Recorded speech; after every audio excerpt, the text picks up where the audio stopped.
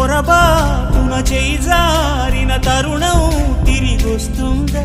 ప్రతి పూటొక పుటలా తన పాఠం వివరిస్తుందా? మన కోసమే తనలో తను రగిలే రవి తపనంత కనుమూసిన తరువాతనే పెను చీకటి చెబుతుందా? కడతేరని పయనాలెన్ని, పడదోసిన ప్రణయాలెన్ని అని తిరగే ఛాయా చరిత పుటలు, వెను చూడక పురికే కథలు, తమ ముందు తరాలకు స్మృతుల చితులు అందించాలా ప్రేమికులు. ఇది కాదే విధిరాత, అనుకోదేం ఎదురీత.